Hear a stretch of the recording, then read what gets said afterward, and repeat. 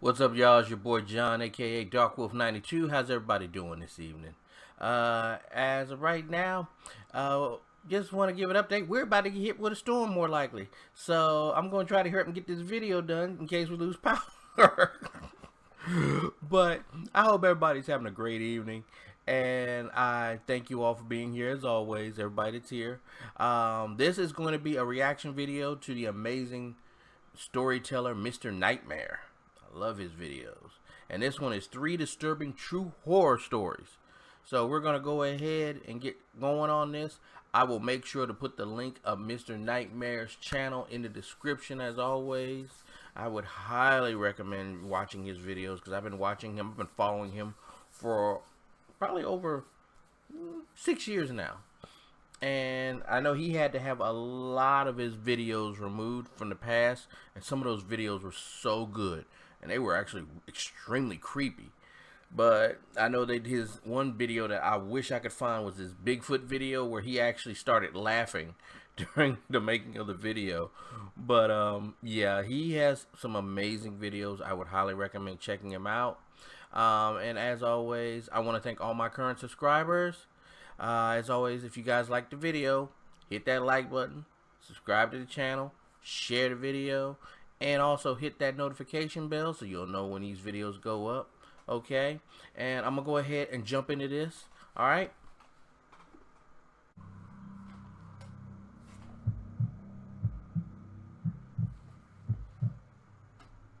I began subletting a rental house cabin for a couple months in 2023 when my dad and I were bucking heads and I needed to move out. The actual renter of the apartment was having his own personal issues causing him to leave the apartment, and I'll just refer to him as my landlord to make it easier. The cabin was an entire unit rental, and it was paid month to month, which was ideal for my temporarily shitty situation. It was 2 floors technically, a small kitchen, decent sized living space, and one bedroom that you had to climb a little flight of stairs to get to. And there was a quirky hatch type door that you'd have to open to get to the upstairs bedroom. I had already been there for a month. I paid for the second month's rent already by this point, so I was fully situated there. The cabin sat at the end of a dirt road with a few other similarly sized cabin type houses. One was vacant as far as I knew because I never saw cars parked out front or. I'm sorry to stop the video. I just couldn't stay at some place like that. I mean, by myself. Even if I had family with me, I don't know if I could just be out there in the woods on a dirt road by myself, like this little cabin is. That man, how many of y'all would do it?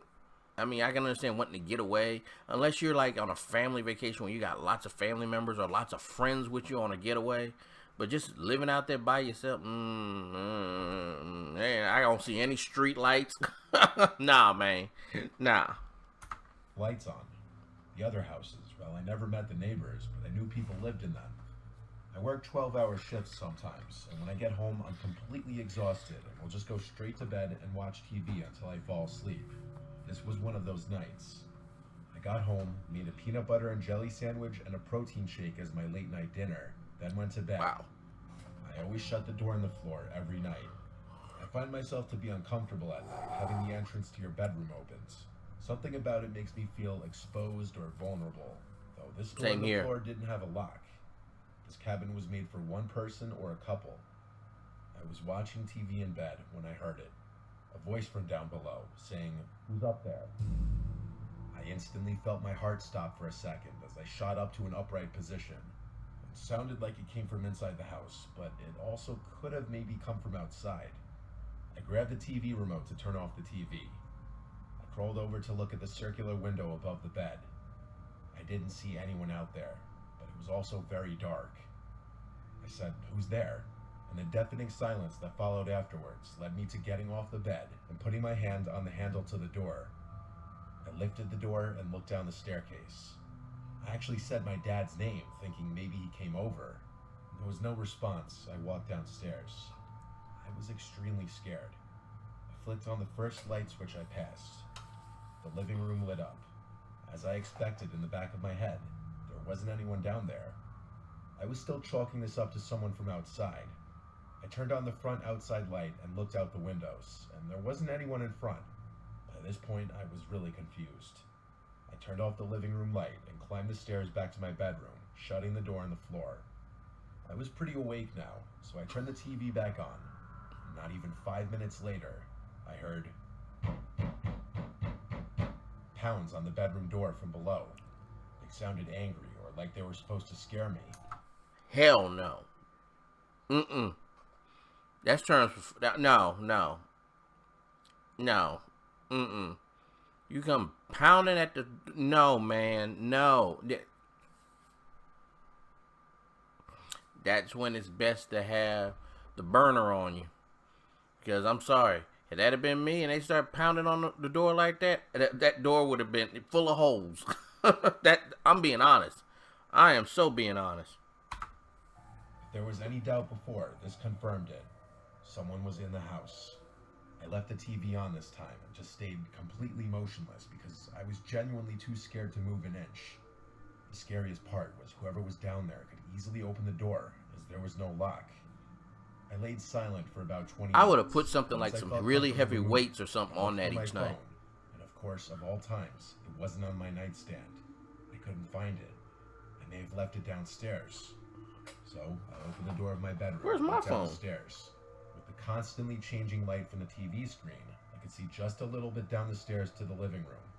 So I went down the stairs quietly, and when at the bottom, instead of turning on any lights, I ran out the back door barefoot and ran to the nearest neighbor's house where I knew people lived, and I saw their lights were on. I knocked on the door a bunch of times, and then I noticed someone at the window next to the door, looking at me. I didn't know how long they had been watching me. I yelled through the glass, explaining what happened, that I'm his neighbor, and that I need a phone to call the police. He definitely heard me, but he just stared at me. It was unsettling, and I started to back away from the door as I realized he wasn't even responding to me, just creepily watching me. I looked around the road and saw no other houses in the distance with their lights on. Momentarily, I had a thought. What if that guy had something to do with it? That's what I was back thinking. To my rental through the back door, which was closed just like I left it. I went inside and locked it and turned on every light in the tiny house. I looked not only for an intruder, but my phone downstairs. And I finally found my phone in my car when I thought to look there. I was so tired earlier that I left it in the center console. That's understandable. I went back inside. The TV was still on up in the bedroom. I climbed the stairs. When I got to the top, I saw someone sitting on my bed, staring at the TV. It was a man. I screamed, and he turned his head slowly to look at me. And before I could see anything else, I ran back down the stairs and outside, and now with my phone called 911. I sat in my locked car, watching the house on the line with 911, and I saw someone walking past the backyard of the house, disappearing into the woods. I told the operator this. When a police car arrived, the one officer checked the house and upstairs room after I told him that I saw someone, most likely the intruder, walk away into the woods. He asked if I had any other places to stay that night, and so I swallowed my pride and went back to my dad's house for the night after packing some of my important stuff. I returned to the house the next day and stayed another night, then collected the rest of my stuff. Luckily, the landlord agreed to giving me some of my money back. He asked me what the man looked like, and after that, he didn't ask any more questions, which to me is pretty sus. Something means he knows. In that situation. Seems he knows who it was. Neighbor ignoring me, to the landlord's random urgent need to move out, to someone full-on breaking into the house. Maybe it's all connected, or maybe I'm overthinking it. Yeah, I wouldn't You're not overthinking it. People weird in this day and age, man. People do some weird stuff. Man, I don't know what's going on. My eye suddenly started itching. I am so sorry, y'all. But yeah, people do some weird stuff. Leah T.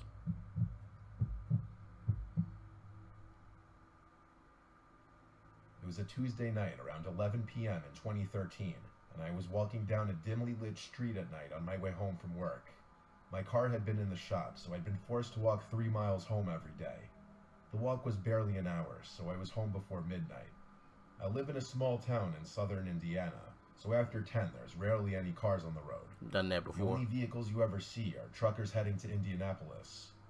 I was about a mile into the walk when I turned on a dirt road. My house was off the beaten path, so I had to take all these dirt roads surrounded by forest to get there. As I was turning, I heard the sound of a motor in the distance, and it was getting closer very slowly. I saw about a quarter mile down the stretch of road I just turned off of a van moving very slowly without its lights. At first, this didn't strike me as out of place due to the fact that the town I live in there is a pretty cheap car dealership that sells used cars and vans with broken parts, like broken headlights. So I just assumed this guy was one of their clients. I kept walking down the side road, with the van still going slowly down the main No, road. I always find that About sus. 5 seconds later, I jumped when I heard the sound of the van roar, and it sped up really fast, except now it had its lights on. I was startled, but not worried. This was until the van got closer to the turn for the side road. About 500 feet away from the turn, the van turned off its lights again and slowed down. Now I was officially creeped out. They're I looking didn't want for to you. seem startled, so I just walked faster down the road. I kept turning back constantly to see if I was being followed. Then my suspicions became reality as I saw the van turn onto the dirt road. I was only about 500 feet from the van, so I started to walk a lot faster. I didn't want to look back, but I did just to be safe. And what I saw frightened every bone in my body. I saw the van there, stopped with both the passenger and driver's doors open. At this point, I ran for my life down the dirt road. I heard what I'm positive was a gunshot not far away, and I really thought this was how I was going to die. I made a quick turn into one of the surrounding forests and hid behind a big rock. I heard what sounded like a middle-aged man not far away say, "I think she went into the woods." And then, to my horror, what sounded like 3 young girls, with one of them responding, "Okay, sir, I'll see if we can find her." Now I wasn't fearing for my life. I was worrying I was going to be forced into whatever sick group this was. I was covering my mouth, trying not to make any sound, when I heard the man say, "Whoever finds her doesn't have to drink the blood tonight." A million thoughts ran through my head. Is this some sort of satanic cult? The hell? Oh my god. What the hell? Are these girls kidnapped? Will I become one of them? I spent what felt like an eternity sitting behind a rock, being scared of any sound that I could hear. Then, to my relief, I heard cop sirens nearby. I stayed there just to be safe. When I felt the courage to look from behind the rock, I saw red and blue lights right outside the forest. I ran out screaming for help, and the cops came to me and said, "Ma'am, do you know about this body?" I was confused and said, "What body?" Then I saw in front of the cop car the most gruesome thing I will ever see. It was what looked like a naked young woman, gutted, blood everywhere. There was no van in sight. I then explained everything to the cops. The car, the man, the girls who had to drink the blood. The cops said they'd look into it and were nice enough to drive me home. That night, when I couldn't sleep, I looked out my window to see the van, the same one from before, driving slowly without its lights on down my street. This time I was smart and wrote down the license plate. I called the cops immediately and told them what I saw and gave the license plate number. Thank As you. expected, when the cops came, the van was long gone. But what they told me is what will horrify me to this day. The cops said we checked the license plate number. It's a plate registered in South Dakota. But the thing is, we checked with other precincts around the country. They've gotten reports tonight that there was also a suspicious van with that license plate. One in Vermont, one in Nevada, one in Alaska, and one in Texas. Oh, hell They no. said we'll call you if we get any more information. The cops left, and I never got a call. I don't really believe in the paranormal, so my best guess is that it was some sort of cult that used fake license plates to do their sick things all across the country. Yeah. I guess I'll Or never some know. crazy I group. moved out of Indiana. Now I make sure when I see something suspicious, I bolt. You bolt. You better have a burner on you. You can deal with the situation right then and there. But that's jacked up. Well, I got to give her props because one, she was smart. She got off the road. She hid. And then two, when she saw the van again, like some people, I see some of these videos and they're like, they act like they don't know what to do or they're scared of what to do or they just lose their mind. They don't know what to do. She got the license plate number and called the cops, which, bravo. I see so many of these videos and these people just don't have that kind of intelligence.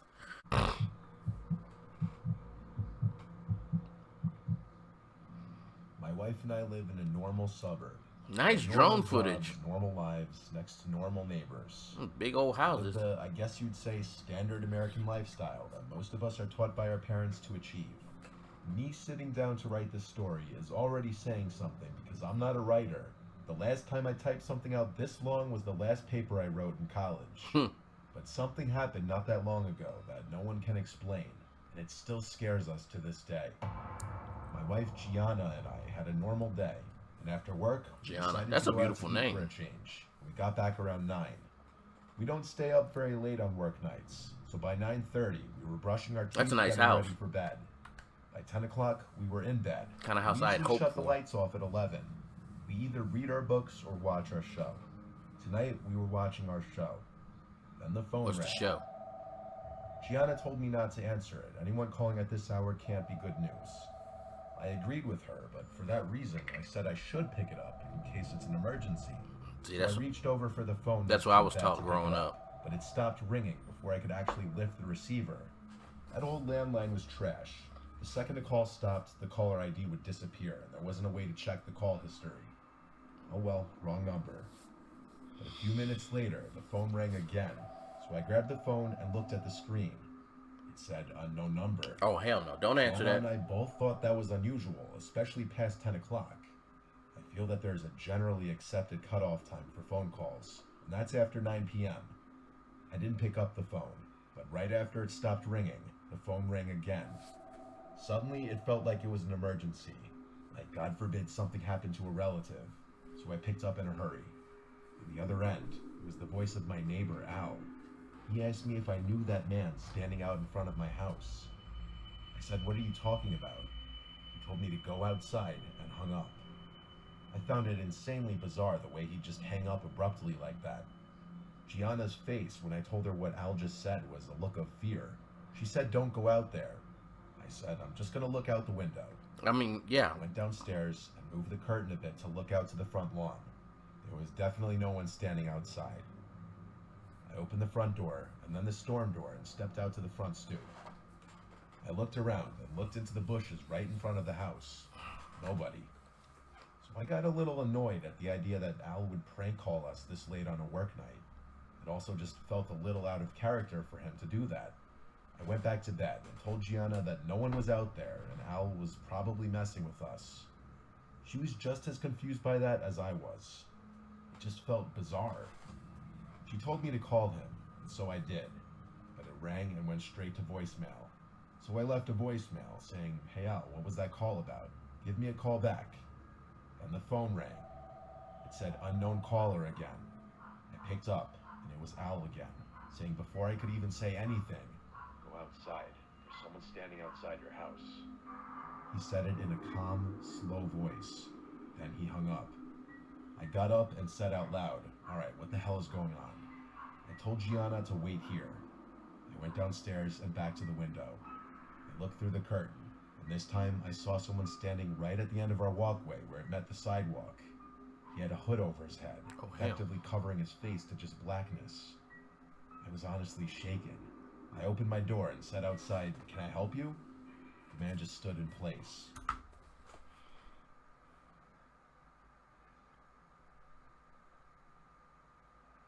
This is how people get killed. This is how people get killed. Why are you going out there? You see him out there, call the cops. All right. It's after 10 o'clock. If you see anybody out there just standing there looking creepily at your doorstep, don't confront them. Call the cops and say he can stand out there until the boys in blue get here. If you don't want to deal with them, go. Okay? Cops get there, leave a report. Okay? Get a Ring doorbell. If you got a Ring doorbell, you can show them the footage. They can see him standing there. But, I mean, what are people thinking?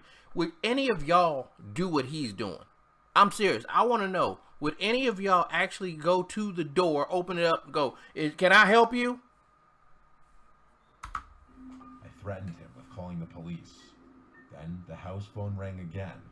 I closed the front door and went to the kitchen phone, and this time noticed the caller ID showed my neighbor Al's number. I picked up, and Al said in a much more normal voice, "Hey, I just got your voicemail. What was that about? I didn't call you." I was so confused. I swore to him he just called me twice, telling me about a man outside my house. He sounded even more confused than me. Then, moments later, he said he doesn't see anyone outside my house. I went back out to look out the window, and that man who was standing outside my house was gone. Nah, somebody I playing demanded games. Al tell me right now if this was a joke, and if I found out it was and he wouldn't tell me, we'd have a problem. Al claimed he was telling the truth, and he's not some immature prankster kind of guy. He's a very low-key, respectful person. I had to put him on speaker so Gianna could vouch for me that I wasn't going crazy, and that we did in fact get 2 calls from someone who sounded just like him. He did the same and put his wife on the phone as well to vouch for him. In the end, what could he really say though, except for it sounds like someone was pranking us.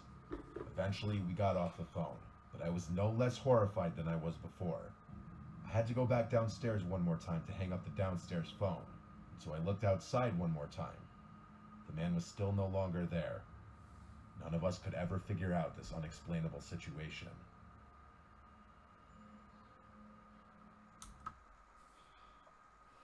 And that's messed up. That's messed up. Still, I would have called the cops. I would have called the cops. But you guys tell me what you would have done in that situation. I mean, not everybody thinks the same way when it comes to this kind of stuff. Everybody has their own way of handling things. So, but like I said, I would have had a burner. But I wouldn't have gone out there if they. My thing is, once you try coming onto my property, like you step on my porch or you come in my house, then I'm dealing with you. But if you're out there in the street staring at my house creepily, I'm gonna call the cops and say, "Hey, come get this fool," before I deal with him. That's all it is to it. But don't open the door going, "Can I help you?" Anyway. Alright guys, I hope y'all enjoyed the video. Once again, that was Mr. Nightmare. Go check his channel out. I'll leave his link for his channel in the description. You will not regret it. And as always, like I said before, share your comments about the video with me. And help support the channel. Hit that like button, please. Because we got to get the likes up. That's the only way, sadly, that YouTube will properly get me in the algorithm. And your support is greatly appreciated. Alright, as always, everyone have a great evening. Take care, stay blessed, and I will catch you in the next video. Until then.